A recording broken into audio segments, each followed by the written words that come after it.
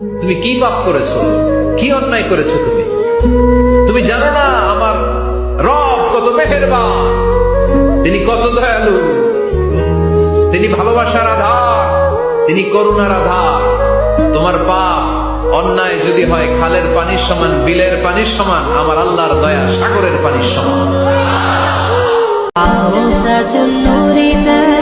আল্লাহ পাকের সবচেয়ে সুন্দর সৃষ্টি হচ্ছে মেয়েরা, এবং তারা খুব নরম হয়, নরম প্রজাপতি ধরার মতো।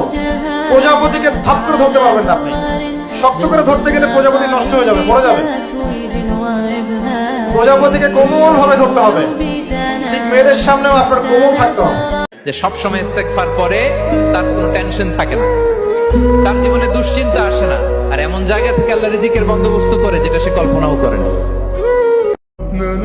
সত্যিকারের ভালোবাসা মানে হচ্ছে দায়িত্ব, রেসপন্সিবিলিটি, বিশ্বাস।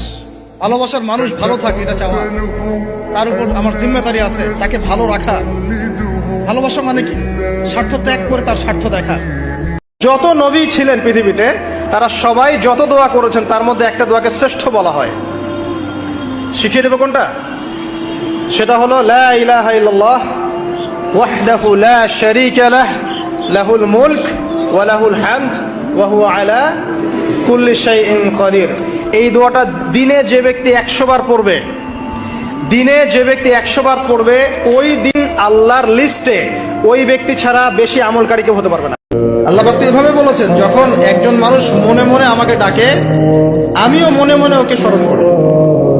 মনে করেন আপনি মনে মনে আল্লাহকে বলছেন, আল্লাহ আমি অসুস্থ, আমাকে শেফা দাও, বা আমার রিজিকের টেনশন আছে, আমার রিজিকের টেনশন দূর করে দাও, আল্লাহ আমাকে হেফাজত করো, আল্লাহ আমাকে দিনের জ্ঞান দাও, তোমার আনুগত্য করার তৌফিক দাও। এই যে মনে মনে আপনি আল্লাহকে ডাকছেন, নিঃসন্দেহে ওই মুহূর্তে আল্লাহ পাক আপনাকে স্মরণ করছেন।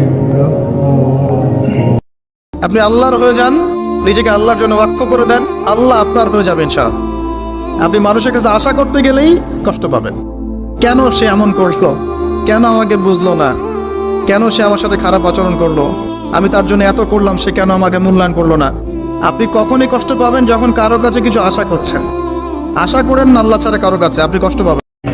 আপনার ইন্তেকালের পরে 40 দিন সময় লাগবে না এদের আপনাকে ভুলে যেতে।